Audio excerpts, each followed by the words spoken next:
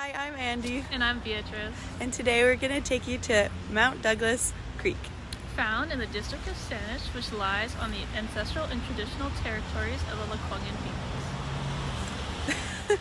So Douglas Creek is a smaller creek located in the eastern part of Picoles, or Mount Douglas Park, in the district of Saanich.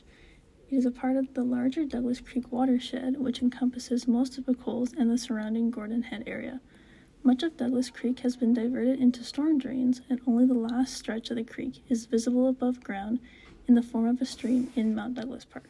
It is a little unclear where Douglas Creek starts exactly, as only a small part of it still remains in the form of a channel above ground. The rest of Douglas Creek and the water accumulated in the watershed is drained using stormwater sewers. The channelized part of Douglas Creek appears to begin after leaving a weir in Mount Doug Park, and runs down, flowing into Harrow Strait and finally into the Salish Sea.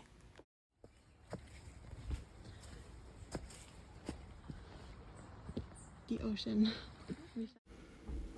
Douglas Creek is located in a CSB climate zone, classifying the area as a Mediterranean summer dry climate zone.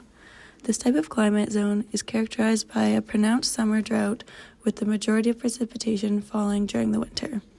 The average coldest month is below 18 degrees Celsius, but warmer than 0 degrees Celsius. Southern Vancouver Island receives its largest amount of precipitation in the form of rain during the fall and winter months, with the spring and summer months being relatively dry in comparison. As for temperature, this area sees mild temperatures year-round, not surpassing 19 degrees Celsius in the summer and not dropping below 3 degrees Celsius in the winter. This means Douglas Creek will most likely see its highest discharge during the fall and winter months, with discharge rapidly decreasing during the summer. Here is our hydrograph of monthly precipitation and total monthly discharge.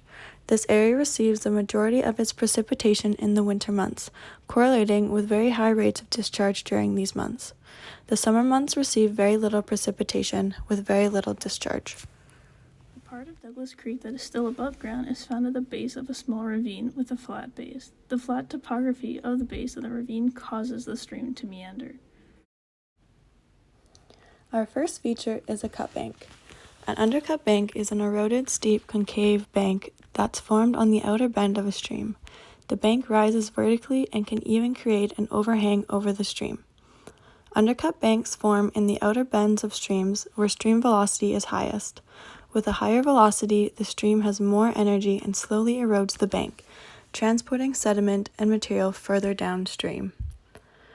As the undercut bank becomes more and more eroded, eventually the bank will give out, collapsing into the stream and potentially changing the direction of flow as the water now has to move around the new pile of sediment. Cut banks are going to widen the meander. More erosion in December and January, where there is more discharge.